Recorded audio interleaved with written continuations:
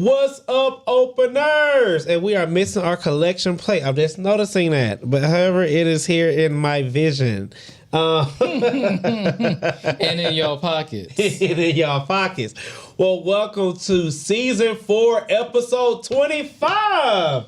We got 25 in this thing. How y'all feel? Tired. Ooh. I'm tired too, but we're going to have to perk up. I'm perk up. Y'all grown.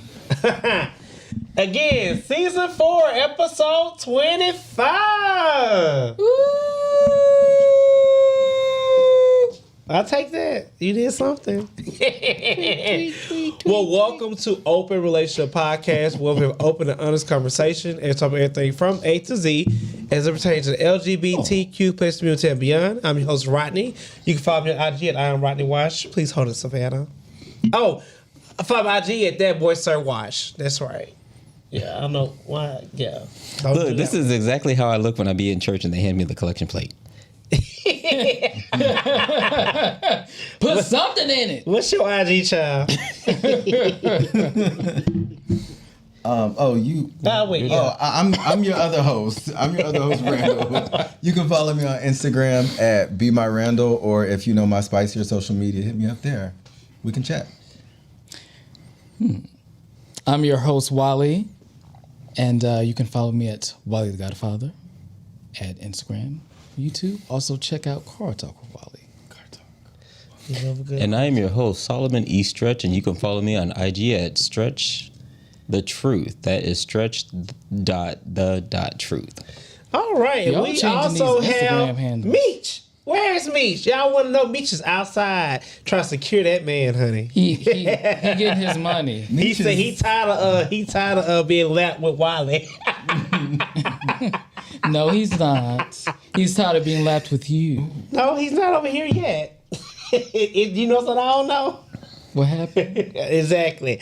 All right. We have host good old collection plate. An opener you can give in 3 ways. First, well, you can buy stars. We have 5-star young professional gay black men.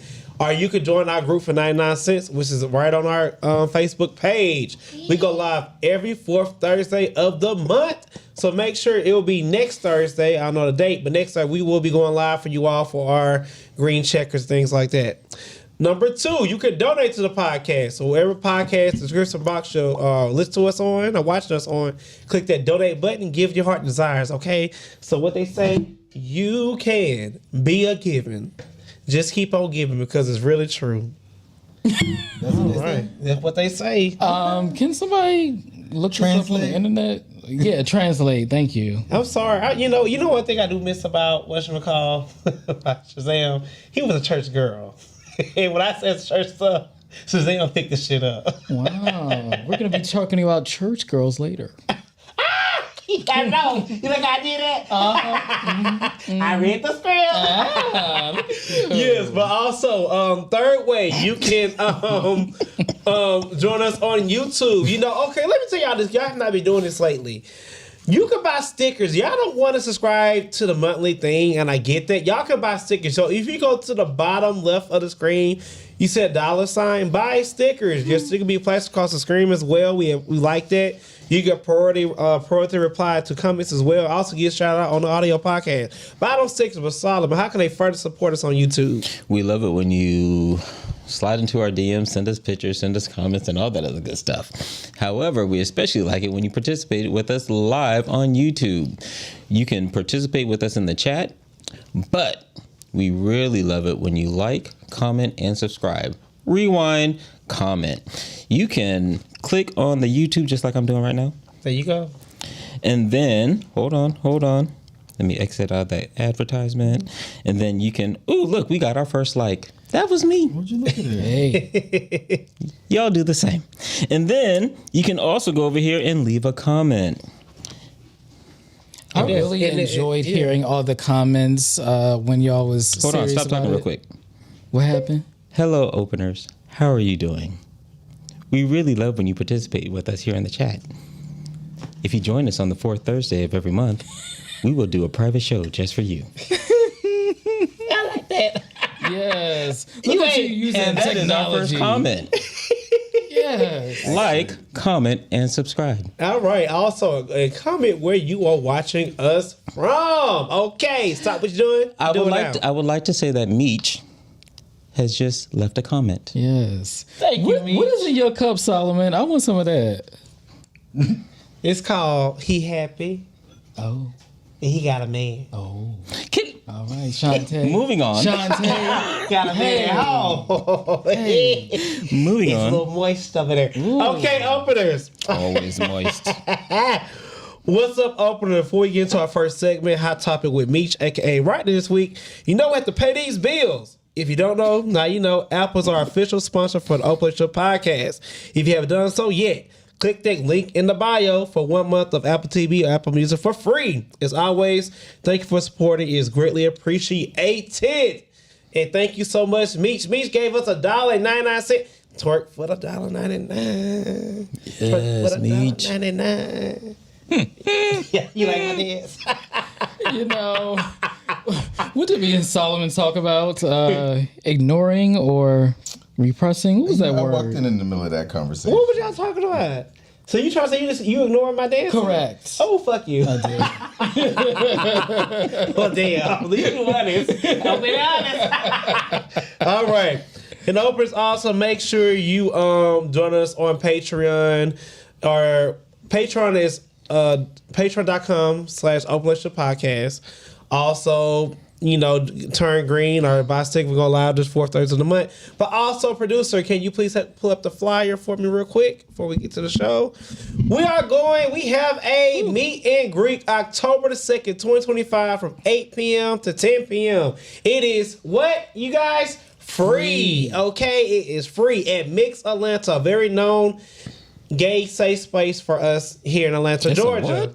Gay safe place. Let's use our letters. Gay safe place. Yeah. That's not really what I had in mind, but okay. Oh, well, I tried. Hell. All right. It is sponsored by No More Organization and also Evangeline. No mo. No Mo. Did I say no more? What'd I say? You said no more. Oh, I'm sorry. Excuse me. Correction. No more. Put some respect on them because I love No them. mo. So no shit. I did it again. No more. No more organization. Right in my face. Read, Rodney. So yeah, sponsored by them. Also by Evangeline. We have some cute games. Also raffles. Also some people might be singing. We are working on that right now. So y'all come on out. Join us. A great time. We are happy and excited to see you there. Hell yeah. All right, let's move on. All right. So, on the first hot topic list, this is a very fresh off the press kind of still. I have a lot to say, but I want to know what y'all feel about this first before I say my piece. Known racist Charlie Kirk, or let's say racist ideas, killed delivering hate speech. And was he in Utah. Utah. So, do you all know who Charlie Kirk is? Yes. Okay, what is your experience with Charlie Kirk? I think that's a very great point to start. I didn't have an experience with Charlie Kirk until he died. You didn't know nothing, like you never heard of none of his speeches or anything No. like that? It wasn't on my radar. Okay, that's fair. What about you? Wow. Same. Yeah, I second that. He just doesn't ring a bell to me. I don't know who that man is. Sorry for that man and the family loss, but Okay. apparently I hear, allegedly, he was not a good man. Allegedly. I don't know. Yeah, we're gonna get into it. What about you? Well, I need to say your name, Randall. I'm about to call you Meech.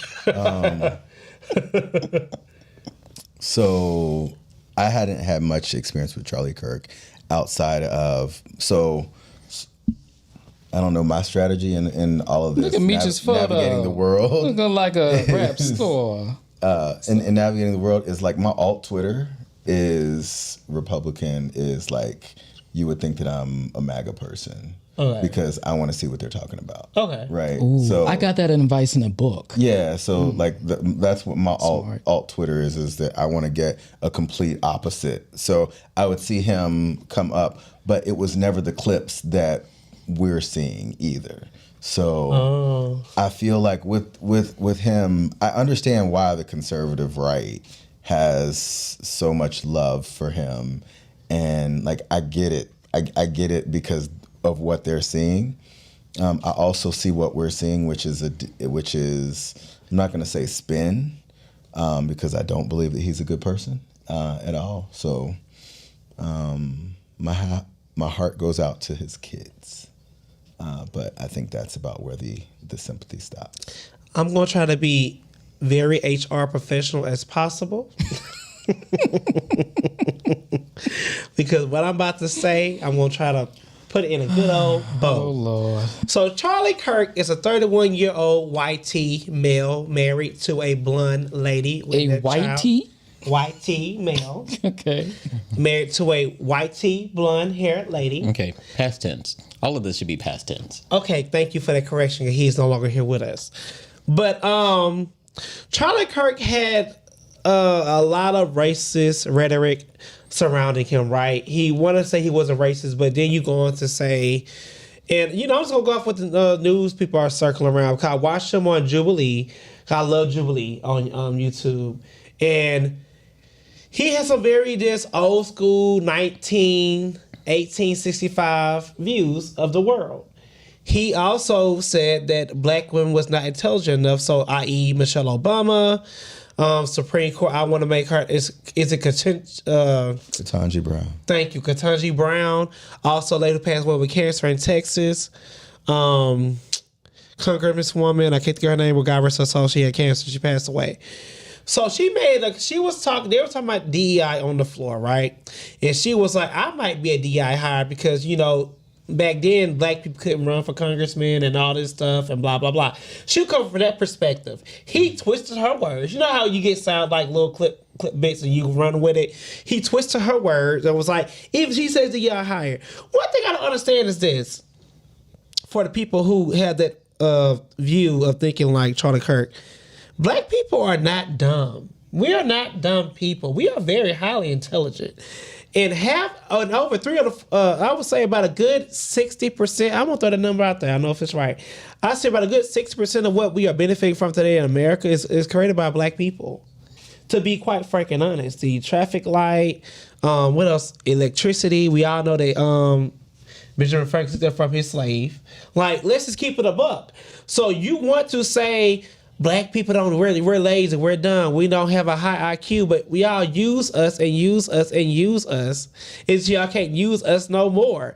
We actually put the money into the economy for the United States of America.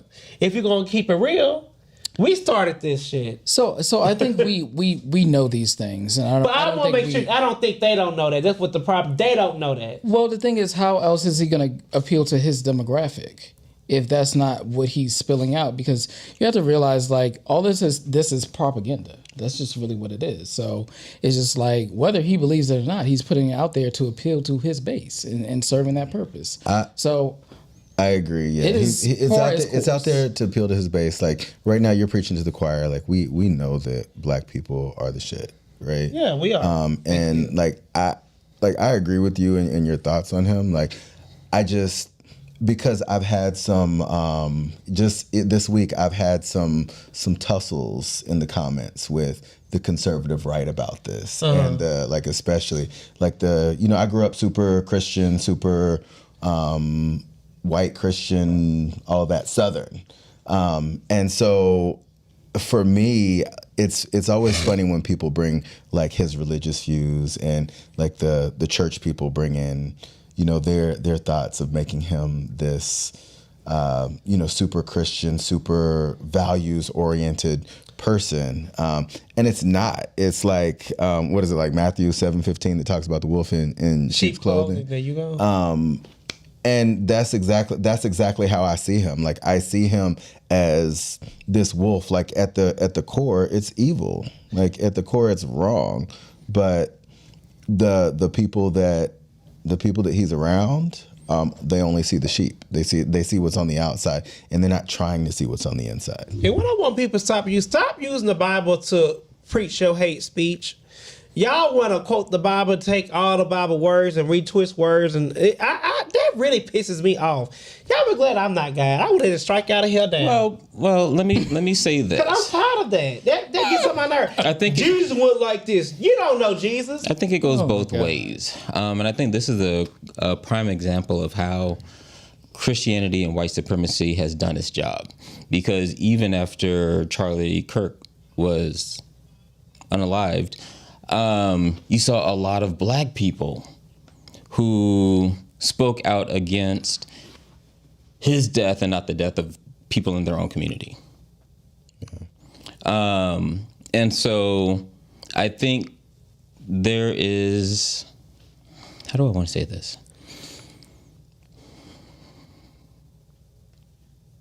There's some work that needs to be done in the Christian community. Yeah. It does, and I totally agree with that. And I want to leave off with this little tidbit. So what we not finna fucking do? Nah, I know that's not HR. We're not finna fucking act like he was Martin Luther King Jr. We're not finna even compare the two. Don't you ever out your YT mouths, your racist ass mouth, your KKK mouths, ever say that he was just as influential as Dr. Martin Luther King Jr. That is so disrespectful. One thing, you can either say you follow Dr. Martin Luther King Jr. or Malcolm X. They both had an incoming goal was to bring peace and bring prosperity to the black community. One thing I want to make sure we point out when it comes to black community, we didn't want a handout. We never said we wanted to live off the government. We never said we wanted to eat for free. Some people want their 40 acres a mule, and I feel like that's still owed to us because what we went through. Because y'all play the slave owners' money. Y'all should pay the goddamn slaves. Let's keep it up. So the thing is, I don't care to validate myself to anybody. I'm just let me land the plane. We got some more topics. So what I'm trying to say is this: black folks want an equal fight and equal rights to the white people. Let's just keep it a buck. That's what we wanted. We didn't need y'all for nothing else. We just want to get a home. It's like how y'all got a home. Well, long as I got a home. We wanted education like y'all want education. We didn't want to feel like second class citizens when we built this damn country. So stop calling us lazy. Stop calling us uneducated. Stop calling us like all this dumb stuff because we're not. We are really not. Yeah. And a lot of people died for us to be here, and I'm happy I'm here, and that's why I went to college, got my degree.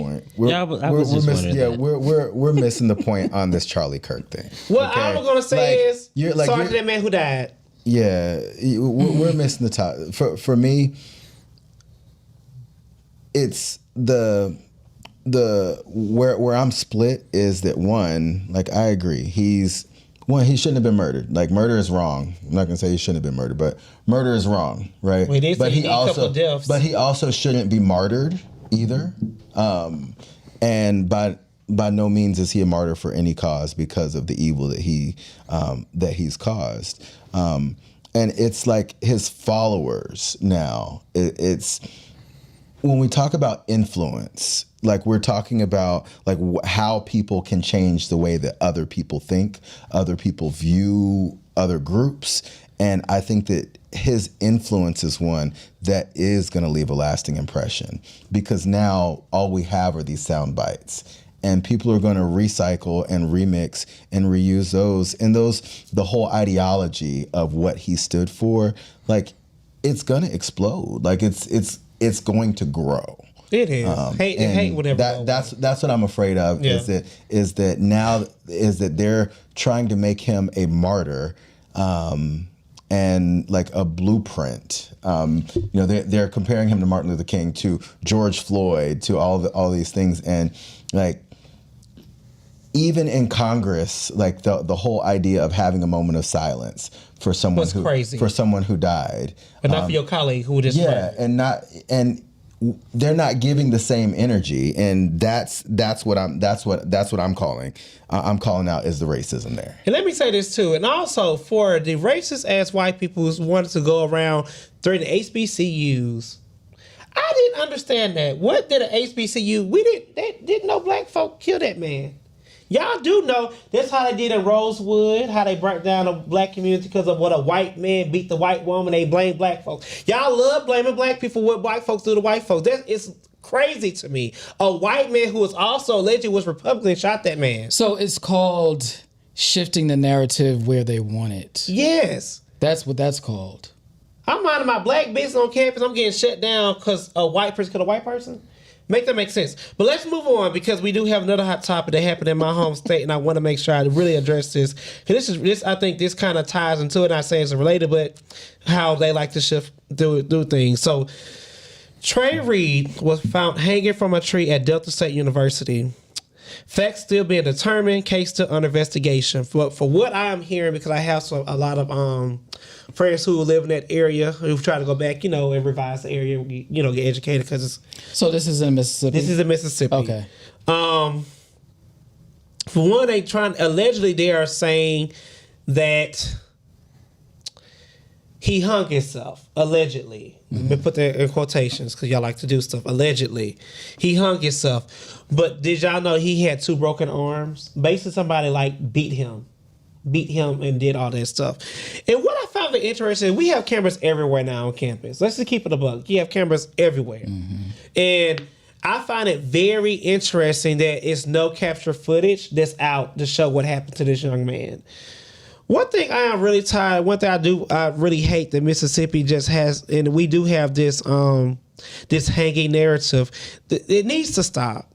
It is sad that you cannot drive to certain places in Mississippi and feel safe because you do have that old school stuff. But baby, I tell you what, you run up on me, I am strapped, and I will shoot to kill. So, question for you, really quick. So, is this still like a popular thing in modern society and in areas like the Gulf and people? So it's not. Still, so let me say. So let me give you a little history. The Gulf Coast. I know what the history is. I'm just trying to tell you, the Gulf Coast don't have that narrative. More like how other cities have like police races and things like that. When it gets to like Central Mississippi and North Mississippi, definitely have that old slavery culture. If that makes sense. Like some towns who looks like it's still back in the 1920s and 1800s. That makes sense. Okay, so you're saying is a very region specific thing. Yes, it is. Okay. Yes. And it's just really sad. Even like I think in Taylorsville, Mississippi, where my mother family is from, a part of them, like how that man got hung and ran down and all that stuff. We have to do better. We have to protect each other, and we have to y'all let's start fighting back. At this point, let's just start fighting back. All they trying to look the other way, turn the cheek. God forgive me at the pearly gates, but they try to kill me, so I had to kill them too. Cause this is just horrible. This man's going to school, trying to get education. We mind our business and we get hung and killed. It really pisses me off. And I'm so sorry to this young man's family. I'm so sorry that you're going through this. But I really hope and pray that we have justice for this young man, Trey Reed. What do y'all have to say about this? For me, it's not just about fighting back. It's about being strategic on how you want to move. And I think we as a people need to figure that part out. Because people in the 60s, the 70s, they understood what that meant, moving with intention and not just fighting against, but also understanding and predicting what's coming. So that's the mentality that we need to shift to. Okay. I like that. I don't think it's a matter of what's coming. I think it's what has been. I've said this before, and I'll say it again. Nothing has changed. I think we live in a society where we have selectively put blinders on to racism, especially in the Black community and all marginalized communities. We tend to ignore. Going back to that word we used earlier, we tend to ignore the things that are right in front of our faces. It's kind of like being in that abusive relationship where you were in an abusive relationship and you used to get your ass whooped every single day, and then you finally get out of it, and then you get into a relationship with someone who just cusses you out. I like how you do that. Yeah. And so at the end of the day, it's still abuse, and we color it as things are better. We're still. At least this one don't beat me. Yeah. And I understand, like, generations before me, they see the progress. They see how far we've come. And yet here I am at 43 years, soon to be 44 years, and I'm seeing the same things that they went through. I'm looking at news footage of a young Black man hanging from a tree. Crazy. Yeah. in 2025. History repeats itself, like you said. It wasn't that long ago, and like I don't think that Black people right now realize the setbacks that we have, that we've endured over the last year. There are things that are going to take a generation to get back. And I know that this is, there's a long game that's being played, and that's actually been a topic of conversation with elders, is like, hey, what do you guys see right now? And what I'm realizing is the rooms that they had, the rooms that allowed them to move in silence, in stealth, we don't have those. We don't, like, I'm, as an advocate, as you can call me radical if you want, but like we don't have those those quiet rooms, the safe spaces where it's not on social media for somebody to know the move that we're going to make. Okay, I agree with that. And can't move in silence. Yeah, and like that, it was that type of strategy that really allowed them to catch white people off guard. Right. And I personally, like, where are those rooms? Because I want to be in them. Yeah. And honestly, I think those rooms probably do exist in some communities. But I also think that this is also the sign of the times, right? Because back then we didn't have social media. We didn't have, you couldn't just pick up a cell phone and just start recording.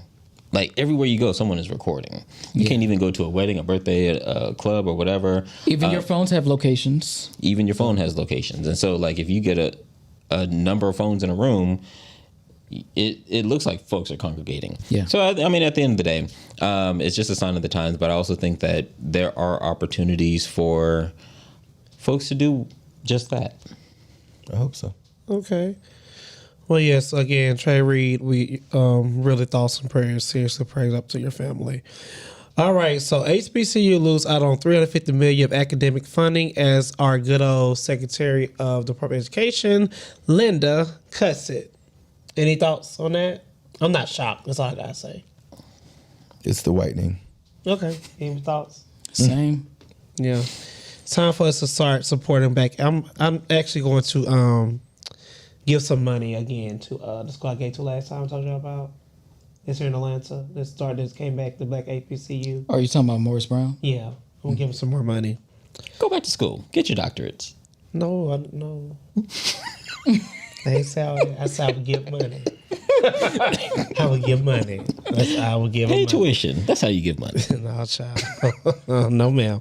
All right. Number 4. Dame Dash challenged Charlamagne the God's sexuality while debating the face of masculinity and for Black men. I'm really just tired of people trying to call Charlamagne the God gay, whatever. If he is, what does it do for your life? What does a straight man benefit knowing if somebody's gay or not?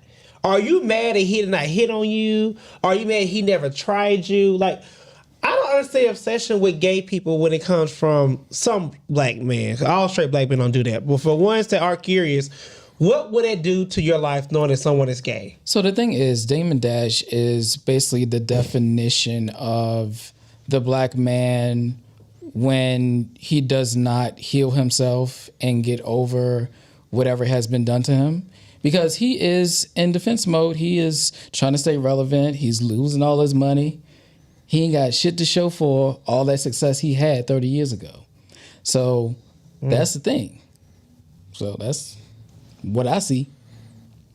So I started watching the interview. I think I probably got maybe 5 minutes in, and I just shut it off because it was downhill from the jump.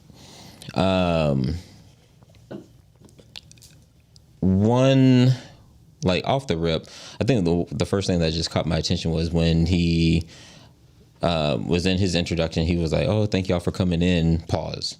It's like, what was that about? And then, like, there were so many, like, this pressure to not seem gay, right? Mm-hmm. Or appear to be gay. But then, like, he came in and he came into their space, into their house, and tried to set the rules. And you don't do that. And I was like, this, and they allowed it. And they were like, I was just like, oh, this isn't This isn't how we would do that in my house. There's like somebody trying to come here and set the rules. You are the rules, baby. We don't play that on the radio. Go cash that check. Next. Anything you want to add? All right. Well, that's all I have for good old hot topic with Meech, aka Rodney, this week. We're gonna pass right along to good old open up with Randall. Open up with Randall. You're not gonna. You don't have Meech's like. Before. I'm not Meech. Okay. Well, I just gave you a mean, theme song. He could. He did. No, before we get out of here, we got to pay these bills. For those of y'all who don't know, Apple is the official I did all sponsor of that. our podcast. I did that. Okay. Yeah. But while we're talking about Apple, there are some really great shows on Apple right now. I have gotten back into Frontier season 3 or maybe season 4. It's amazing. Also on Apple TV, I've also gotten into Invasion. If you have That's not good. seen Yes, Invasion, yeah. oh my God, it is so good. Yeah. What is it? What season is this? 3? 3. Yeah. Oh, absolutely. Oh, and Denzel Washington has a new show. that one is good, with Spike yeah. Lee. I haven't seen it yet. And so Good don't Morning spoil it. is coming back out. Hey, good morning. So go ahead and subscribe and use our code so you can get 1 month free. And also, there you go, Randall. Oh, also, we have our charity mixer. This is a meet and greet to meet all 5 of us, and yes, all 5 of us will be in the building. Come out, support. It is completely free. Sponsored by the NOMO organization, a phenomenal organization here in the greater Atlanta area. Come see us. Come have a drink with me. You can open up with me. You can talk hot topics with Meech, or just have a drink. All right. All right. So back to Open Up. For those of you that have never watched this podcast, Open Up is the segment where we use the lens of the Black queer experience to unpack non-traditional relationships. So whether you are poly or monogamous or anything in between, this is all about building relationships on your own terms. So tonight's topic is... Let's talk about sex a little bit, y'all. Okay, before we talk about sex, What's that? I want to try this ASMR voice that Kevin Kev suggested. Open up with Randall. Ooh, Open up with Randall.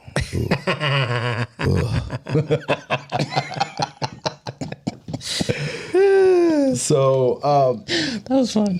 that was fun. So I don't know what the left side doing right now, but listen, the right side ain't on that. No, we not. Bitch, I'm tired.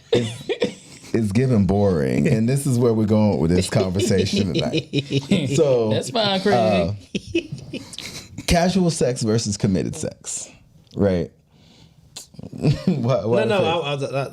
did. So It's me. one night stands or hookups, they can blow your mind in hours. They can have your mind blown, your back blown, and you all discombobulated the next day, but a lot of times it's a good feeling. For long-term lovers, they have more of a potential to be able to read your body without you knowing. But sometimes it feels like they are stuck on the same chapter if it's a book. So the question of the day for me is, does time make sex better or boring? And is casual sex true freedom or a borrowed fantasy? So let me throw this out to y'all. Loaded. So it's a loaded question, right? So I'm gonna throw this out to y'all. Where have you felt the most passion in? Has it been in something casual or something that was more romantic and long term? Why would you phrase it that way? What? Passion? Passion. Where you found? Wait. Say it again. I might misunderstood your question. So where have you found the most passion? Have you found it in something casual like a hookup or a one night stand, or is it been with somebody that you have been dealing with for years and years? I have mixed feelings about this question because I think they all serve a different purpose in my life. So if I'm just gonna keep it, open and honest, when I want to feel sexy, freaky, cuddly, I would say casual. When I want to cuddle and feel nurtured, I would say relationship sex. Correct. When I just want to get a nut, that's a one night stand. What I enjoy the most, if you want to be honest, casual. I would. I'm going to piggyback off of Rodney. Come in with a disclaimer. But He's a committed man, y'all. I would say, and I'm going to use the word. I'm going to play with the word passion.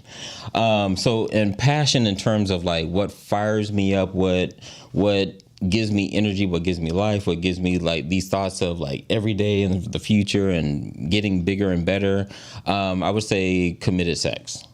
Now there had been an episode. It was supposed to be a one night thing, where like I just met somebody and then we talked for hours. We talked for hours, like 4 or 5 hours, and then it was just like, so are we going to do this or not? And then we did it, and then we had sex for hours. And then it was just like, oh, now it was a spontaneous passion. It was like absolutely like amazing. And then we became friends like afterwards. After some time, like I spotted them on IG and then we became friends.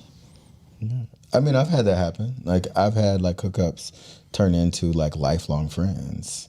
I'm not gonna say lifelong. Well, because that ended. Excuse me, not lifelong because life ain't ended yet, but like have been like long-term friendships. Meech had a question. He said, "Where do the quickies with your partners fall in this? Fall in, I think quickies with their partner, like those are. Yeah, I'm not talking about the duration of the session. I'm talking about like, is this like a random person or somebody who you may or may not see again, or somebody who you're actually committed to? Because like a lot of people say that when like in relationships, like sex can get boring. But I think that's where Meech's question comes in, because like if you're having those quickie sessions where they're just kind of spontaneous and you are maybe out drinking, or maybe you're just enjoying the day and then they grab your waist and they kiss on your neck and then they slide them drawers down and the next thing you know you're bent over a counter and Sounds like your Tuesday, friend. Right. But I'm just saying, like, it's like I think there's space for that question in there. But so the question for me is like, all right, so eventually after so many times, like, that scenario, oh, here he come, he about to put his hands around my, oh, now he gonna slide him down. And it's so predictable. This, that, and the third is Okay. like this, that, and like by now, and I mean, me and my husband have been together for 5 years, and we know each other. Like, and it's not that it's routine, it's not that it's boring, but like I know his playbook. So just as well as he thing. knows mine. For me, I can't necessarily answer that long-term question because that has not been my experience yet. But what I can answer is that sometimes you do have experiences that you just have that connection and you met that day. And it's just, there's a sexual chemistry that, is understood between you two, and it just flows into place. And you have with the idea that, hey, nothing else is going to come of this but this moment. And you may realize that, it may not happen again. It may happen continuously. It may not match maybe the fantasy in your mind, but that connection, that chemistry is right now. Understood. Yeah. So for these two, like I had a question. Like, I know that you guys have explored like casual sex. Well, clearly you have experienced casual sex, right? So. Not clearly you have. I have.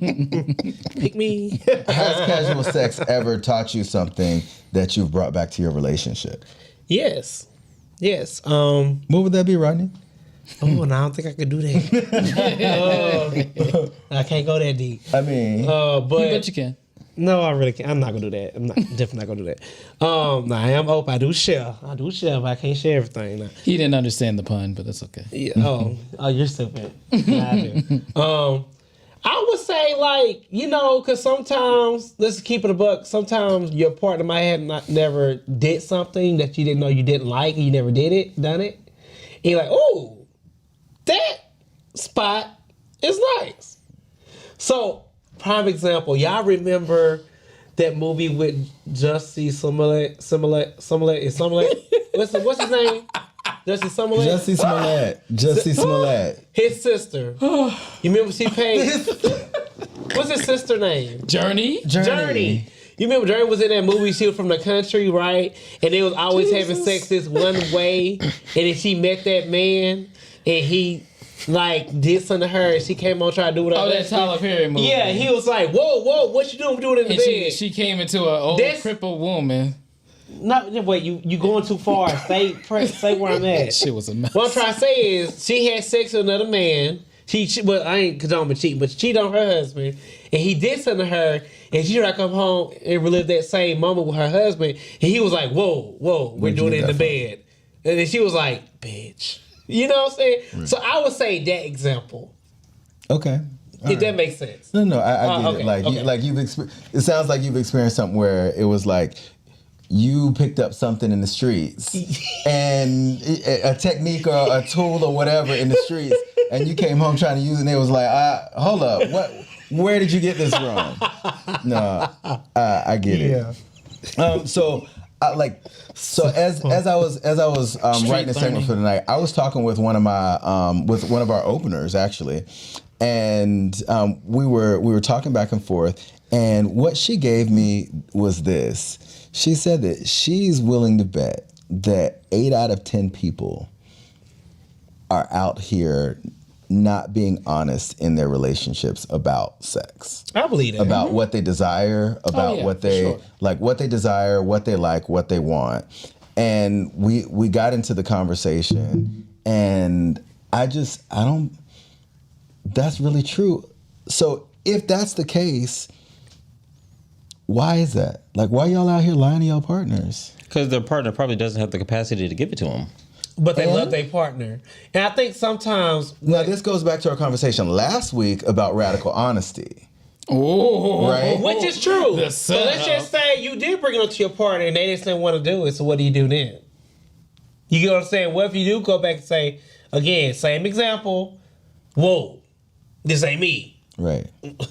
So you get what I'm saying? So you bring it to them, but I think you have people who are in situations where I think it's over in this area, this situation, where they love their partner so much where they can kind of turn a blind eye to certain things they really truly desire because in a world they feel fulfilled, they feel happy, they feel safe, and they don't want to risk losing that for just a sexual feeling. It's not just a binary. It's not. So no fisting for you. Sorry. Fuck no. I don't know where you got that from. If that's what you like. No, I'm just saying. I never said that. I'm just never saying, said fisting. Hypothetically, you like fisting? No. Like, why you bring that over here? Did y'all get fisting from that? You said you brought home something you learned in the streets. Oh, now you trying to play with. Now you trying to. No, but that was not it. Trust me. But your partner likes it, and you got to turn a blind eye to that because that is not suitable for your relationship. You know what? If my partner desired to be fisted, that's not something I think I would like to do. I would then probably give permission to him to get on a fisting app and go get a different arm, other than yours. All right, so I know we're running out of time, so I don't want to spend too much time talking about how Rodney gets his. No, we're not gonna do that. How the fist that Rodney takes, okay? But, oh God, now y'all always seem to do this. It ain't me. He did it. Where the hell he got fisted from? What the hell? But where I want to get back to is this though, where the conversation went with us was that there is this idea of, all right, either you're a person that wants to see your partner fulfilled, right? Because when you have these situations, Rodney wants to get fisted. His partner doesn't want to fist him, and so now we have this thing of, all right, either you're going to do this or not. Like, either you're going to do this because I want to be happy, or you're going to be selfish and not do this. The question is like, do I still deserve, or do I still get to experience whatever it is that I want to? And I think that to me, that's the question. That's the bigger question, is like, when you get into these situations where it feels routine, redundant, or there's just something that your partner doesn't want to do or can't fulfill, do you still have, like, is it okay to get that? Let me share something my grandma shared with me. First piece to our Thelda Peyton Wash. She said, don't think y'all do anything new under the sun that we didn't do. I don't think this with y'all generation, y'all share it out loud. And she played a song, and I understood what the song meant. Y'all remember a song by Aretha Franklin? It's in a song based on about having some company. I don't mind having company every now and then, but sometimes I just want my man, aka threesomes, right? And I looked at my granny. And my granny looked at me, and I said, "Purr." You know what I mean? Like, Granny had to lick some kitty cat. hold on now,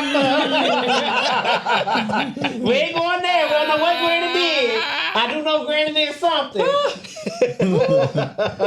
right. But I understood her message. Well, And it blessed my soul. well, we're gonna wrap that up on that with Granny, because I can't top Granny. Go ahead, Granny. At the end of the day, whether it's a hookup or Thank you for your $4.99 Cooper hat. Thank you. Thank you so much. Shit. So at the end of the day, whether it's a hookup or homegrown love, the only question that matters is, did it really satisfy you, or did it keep you busy?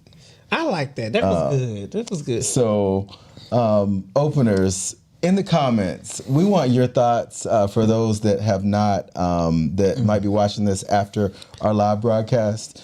Drop into the comments how you feel. Do you feel like time makes sex better, or the casual sex trumps relationship sex? With that, I'm going to turn it over to Wally to get his life, and I want to play the game. Good evening, mateys. So, welcome to our segment I like to call. What you say, Macy's? We got Yes. Sean Connery over here now. Get your life, play the game. So, here's what we're going to do. In celebration of our 25th episode this season, we are going to venture back into our 20s. How was your mindset at 25? What were you thinking about across the categories of living arrangements? What was your situation? Social activities, what did you do? Oh, you were killing me. Setting, dating, sex, what was your repertoire? Friends, family, what was your approach? And religion, were you godly or ungodly? Ungodly. Oh, we know you are. Oh, bitch, don't do it. All right, so we clear on the rules? Yes. All right. Let's get into it. So, in your 20s, what was your living room arrangements? What did they resemble most out of these options? I lived with my parents. I had some roommates. I was in grad school, so I just lived on campus. I had my own car, own job, and a place that I paid for because I'm a single independent male. That was me. I was the last one. Yeah. Nice. I had it all together. Let me put that out there. But you were single and independent. I was. Wonderful. I was. Proud of myself. Independent young gay black man. Where was y'all at 25? Bouncing check. Saying, Well, not bouncing yeah, checks. bouncing checks. Yeah, I was independent. My parents made me buy my first house at 19. So, You are the Cosbys, for sure. I mean, that's a blessing and a curse. Like, a 19-year-old homeowner knows nothing about owning a home. But you figured it out. Yes, to what Listen, some of downfall. us are figuring out poverty. I ain't saying that was my Yeah, situation. you're right. but You're right. It's a a lot very of first people. world problem to have. I missed out on a lot of stuff that a lot of things that other people got a chance to experience because of having that responsibility early. Yeah. Okay. Yeah. Solomon. 20. I would say that I was living independently. 25.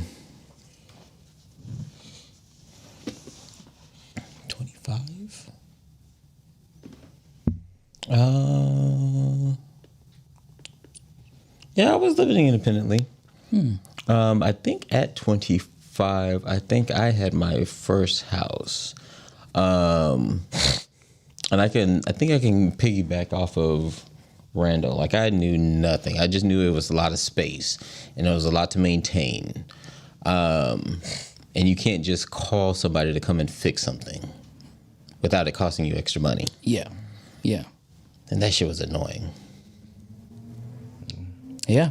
And you got to get somebody to cut the grass. And for me, what I realized is that, like, I remember all the things that we did at the house, like as kids, like the maintenance that went into, like pressure washing and clipping bushes and lawn work. Oh, yeah. And repairs inside. Ain't no I joke. remember that, but I never equated like the expense of it. So as a 19-year-old, like my first real job was working at a bank. I made $30,000 a year, and I had a $1,500 mortgage. So like let's do the math. Let's do the math on that. Like, how do you even like where do you have money to fix a broken water heater? Or and I remember a hurricane came, like a bad hurricane came through Florida, and the fence fell down. Yeah. And it's like, what am I going, like, I don't have the money to do this. Right. So, But it was also one of those things where at 25, I felt older than I was because, like, I lived all the way out in the suburbs. So it took me literally maybe 35 minutes to get to the city. And so, like, once I left work, and I was a high school teacher at this time. So I was teaching high school, and once I got home, I was home. So, like, while all my colleagues and friends were out partying, I was just like, I don't want to have to go through all that traffic. It's just a lot. And so I was, like, settled, but I was in this big-ass house by myself. Yeah. yeah. So, like what Meech said, it sounds like we were all independently struggling. So, yeah, 25, I thought I was grown, so I bought my own car. I traded in my college car, bought my own car, had my own place. But it wasn't until actually I turned, I think, 26, 27, when I bought my own house. I got roommates then because I was like, no, y'all Negroes need to help me pay this mortgage. So, you know, it was always about strategy of how not to be broke. Right. You know, so that was my situation. But let's go to social activities. So were you the clubbing every weekend? That's my thing. I was in an inclusive environment, so I didn't have a queer social life. You were not in a very inclusive environment. Yeah, that is some of us. Third one was I was an activist. I had lots of organizations. I was, gay power, black power, all of that. Next one, I was part of a house, very much in ballroom culture. And the other one is I did what the straights did because that was my life. I was clubbing every damn weekend, every day of the week, actually. Not every day. Y'all don't know old Atlanta. Oh, yeah. I would say the same. that I was was clubbing. me. I was clubbing on the weekends. I had a drinking problem. Growth. I was clubbing as well. Like, I would say, like, it was the only thing that was for sure to do. Yeah. And if I didn't want to be stuck in the house, especially like I relocated to Houston at the time, I was, in a different place. So I'm like, I don't know, ain't nobody going to invite me to do nothing but, fuck and go to the club. I mean, at 25, that's all you do. Boy, I was on Jack heavy. So wait, what age is this? 25. At 25? So I was a mix of all these things, and it was a mess. Like at 25, I had been gay. I went back to like women for a little piece at 25. Oh wow. Got engaged to a beautiful woman, and I was still clubbing. I was still clubbing a little bit. I was clubbing out of town With the gays. Okay. I was in the military, so I was like I would drill in other places, and Wow. Drill. damn, Not like that. Okay. You're hitting all the categories, basically. not like that. And so like in my culture, growing up, in the South. Drag culture was the thing, so I was in. Oh, you were in a house? Yeah, I was in a Wow. little house. So that was, I wasn't deep, heavy into it, but that was. What was your name? My name was Randall. My name has always been Randall. Randall, darling. Yes. So, what about for you guys? We answered. Oh, you did? Yeah. Damn. How many strokes you done took? Well, I'm glad Randall was last because you really hit the nail on the tail because the sex and dating section, I had a boyfriend. I was in love, honey. The second one, I was fucking down as a young pup. The third one, I was quite green, virgin-like. The fourth one, I was with a woman, still bi at the time. Well, you answered yours. Right. The last one, I got turned out by some older, more experienced gay. I think for me, it would be all of the above. Really? Yeah. Yes. That's one thing I never done. Mess with an older man. I've never done that. I married one. I married one. And Not the best I don't experience. know if I missed something or I didn't miss something, but that just reminded me of my daddy, and I couldn't do it. Oh, okay. Yeah, I guess 'cause I knew my father. I don't know if that's not being shady, but like I had a father, so I wasn't really trying to be with a father. I liked older men, but I think I had in my head that I had to like submit to them, even though I wouldn't. It was just still this like thought there's process. a power dynamic. There's like in a lot of situations, there's a power dynamic there because it does seem like they do seem like an elder or somebody who is more established or more stable, and that ain't always the case. Like just because you what Grandma said. Grandmama always said, "It's some old fools out here." So that's what I found out. Like that what you think comes with that stability comes with a whole lot more, whether it be control or you don't realize what you're giving up when you enter a situation like that. And just for clarification, I knew my father. I knew my daddy too. Okay, I went through a shade. It just reminded me of like my father. Like I don't know. Like I was attracted to. Well, I'm attracted to older men. But I always liked and have been attracted to men who are smarter than me, and not in a way that like I know best. Kind of smarter, like they're just smart in their industry. I see what you're saying. And it always gave me something to strive for within myself. So like I love watching a man go into whatever kind of workspace and just own the room. That is such a turn on. That shit is so sexy. Definitely.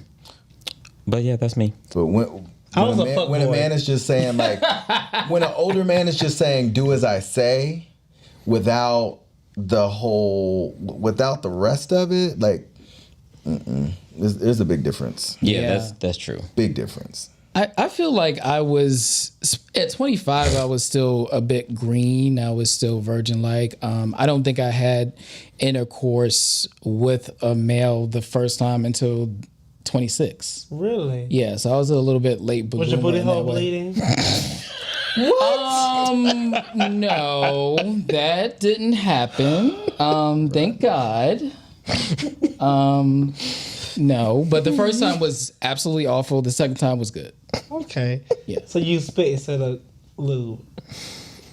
I don't remember at this. No, he this wasn't time. fisted, Rodney. Yeah, I don't recall. The fact that Wally's sitting here answering these questions, I'm just like, if you don't get your ass, Get out my business. When it comes to family and friends, how were you at 25? I still cared what my family and friends thought about me and my sexuality, or I was a rebel and I blazed my own queer trail. Third one, I would sneak around my family regarding my interests and desires. The last one, I left that sorry ass town and never came back. Last one. I think it was 3 out of the 4. 1, 3, and 4. Okay. You still cared, but yeah. I You say would fuck them hoes sneak and I around. left Gulfport. I understand. Yeah. Yeah. I think that the older I got, the more I realized that a lot of family and friends were out just the geographic location. The geographic location did not allow them to align with what I was becoming. Yeah. So I feel like a lot of that, and I still struggle with this a lot. Like I feel like a lot of that I just left behind because I didn't want to deal with. I didn't want to deal with explaining. I didn't want to deal with having to like have somebody that was pushing against like who I knew I was becoming. Yeah. So it really saddened. Well, when I hear people like Rodney talk about like lifelong friends that he's had, I wish that I would have kept up with those people that were close to me, whether it be friends, family. But I also know that there would have been a lot of maintenance that had to go along with that I probably didn't have the capability to do at that time. Yeah. And I resonate with some of that. I definitely cared what people thought. And so I still would kind of sneak around and kind of put on different faces, really specifically in the corporate environment. I was very private. And honestly, I think that's just parts of fundamentally who I am. You know, as I grew older, I was like, well, I'm still a pretty private person. Like, I'm not one to, you know, release all of my guts, you know, out in the street. That's just not how I'm set up. Now, Rosebud.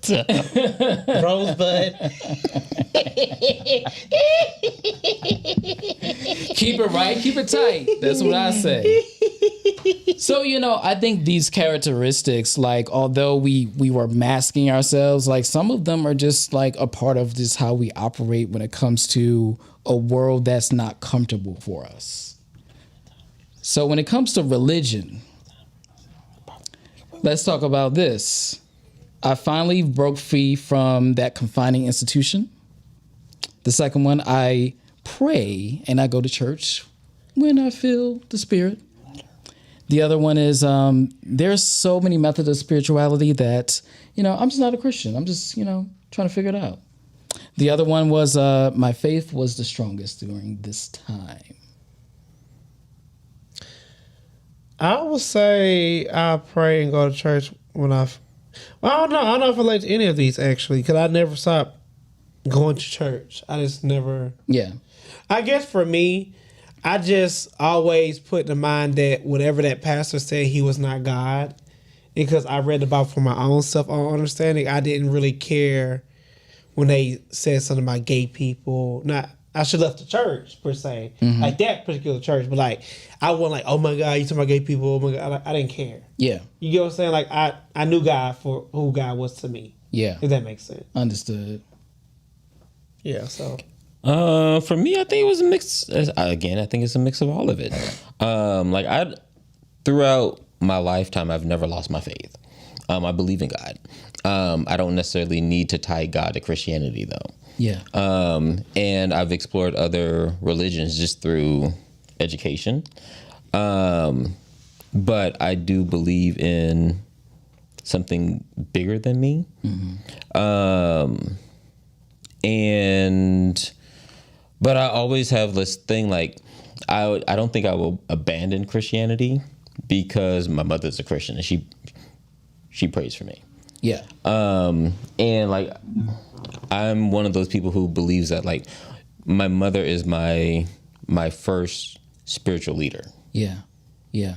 And so with that strong connection, I mean, honestly, I don't think I could fail. Yeah. I love that. I feel similarly in that way. I feel at 25, I would definitely still pray. I would still go to church. When the Spirit led me, there was a season in time that I was going every Sunday. And then there was a season that I wasn't going that frequently. It's just whatever my spirit needed. And now I feel like my thought process is a little bit broad facing. You know, I understand that there are different methods of spirituality. I do think Christianity and other religions are a very strong foundation to that. But I'm not locking myself into specific ones. So that's where I stand. But yeah, let's wrap it up here. And thank you guys for. Randall, you want to go? Sure. I was like, it seemed like you already talked about it, so I was just like, I'm sorry. Oh, no. It's okay. I'll answer the question. Like, at 25 was probably the most religious I've ever been. Yeah.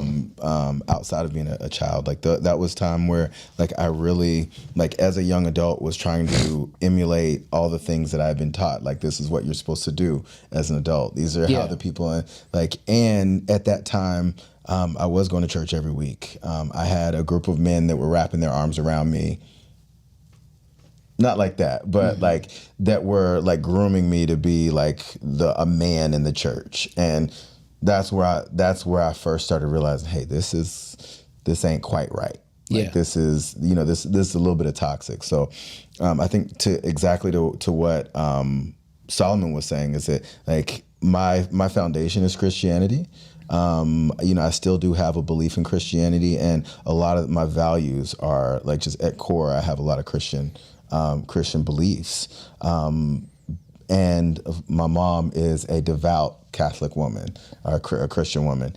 So she is my mom. She is my Ia. She is everything to me. So to throw away the way that she shows up for me and she prays for me is something I could never do. So while I've explored other religions and I'm kind of floating out there between all of them, I feel like my spirituality is not connected to a specific religion.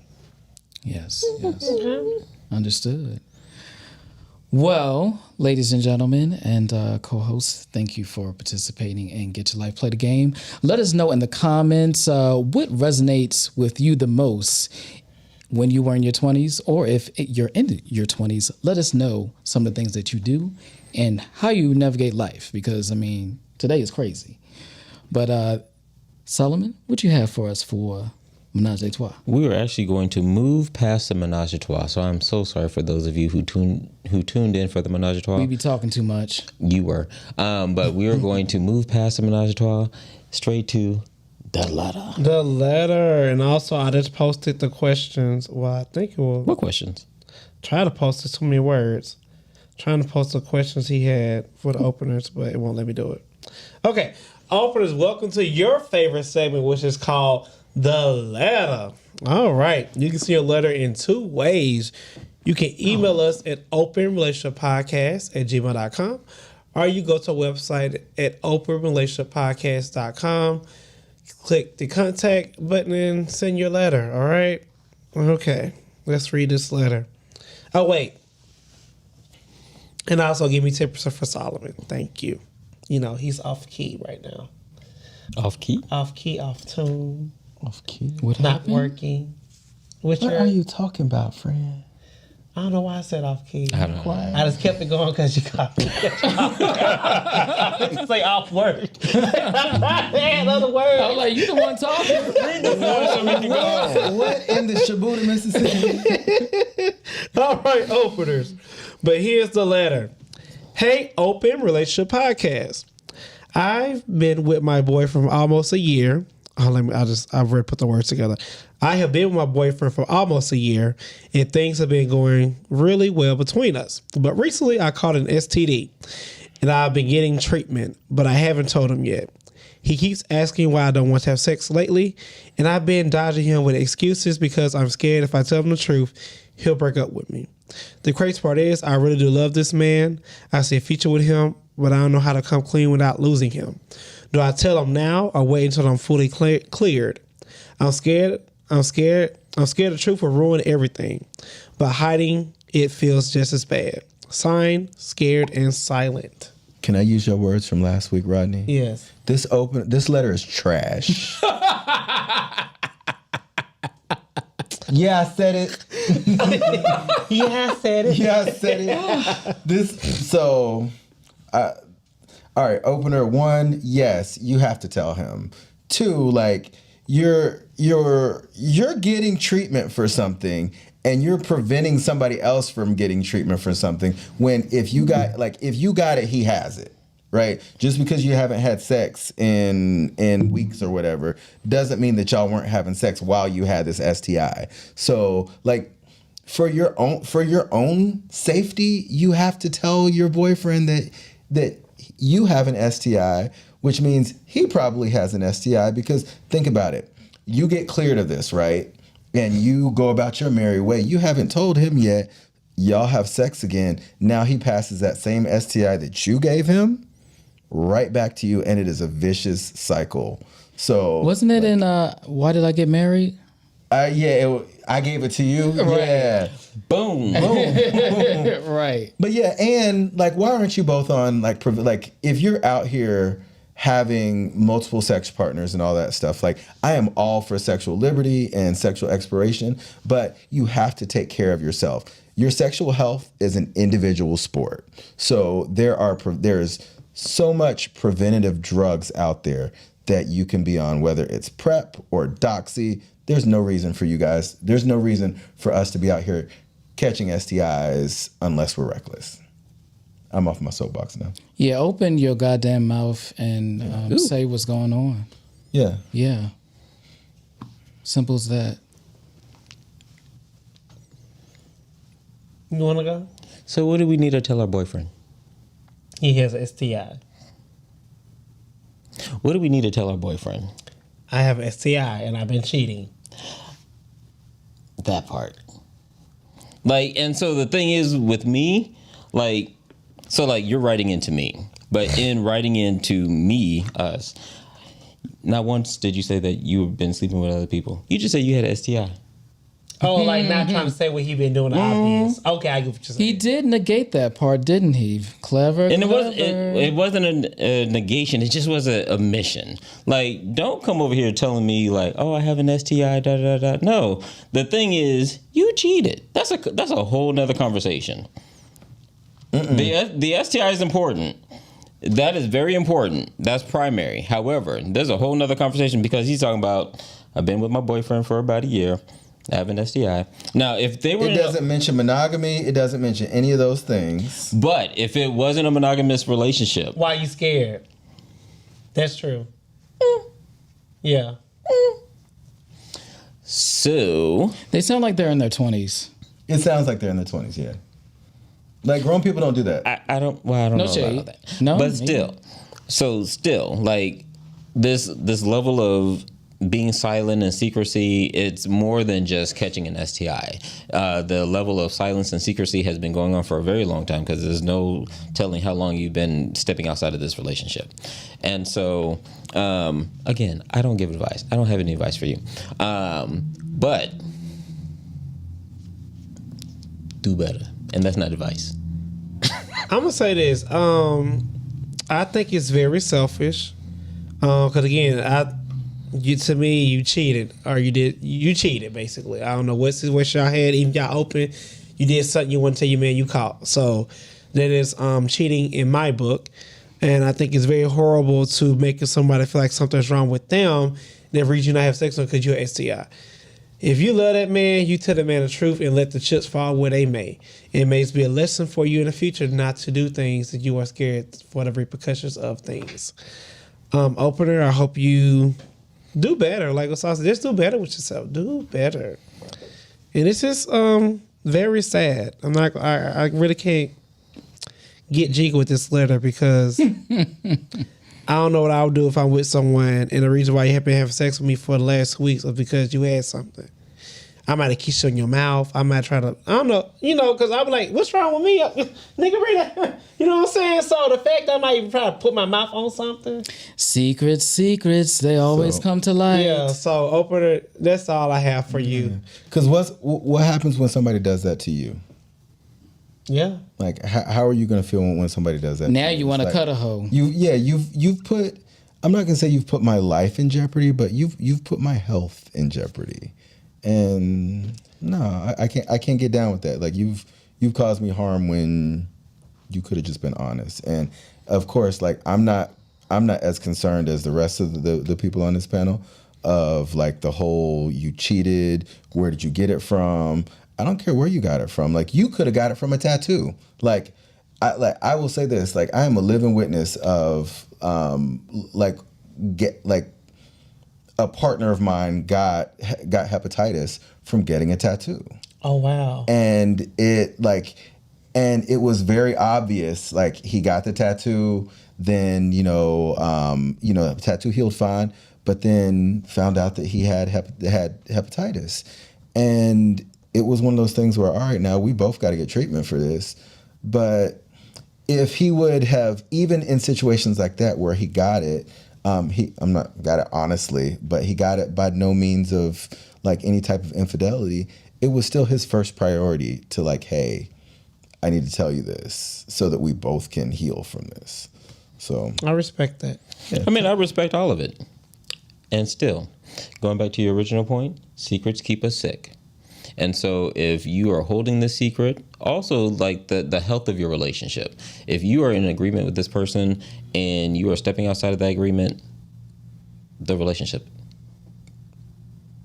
is what it is. But anyway, thank you, openers, for joining the four of us tonight as we swallow hard topics and spit difference of opinions. On October 2nd, there will be 5 of us as we mix and mingle with you, have a drink with Randall, maybe have a drink with me. I don't know if I'm going to be drinking that night. Definitely have a drink with Rodney because he will definitely be drinking. You already have a signature drink planned for that night. What are you talking about, Mr. Menage a Trois? I forgot about that. But anyway, join the 5 of us as we swallow hard topics and spit difference of opinions. See you next week. Live. Not live.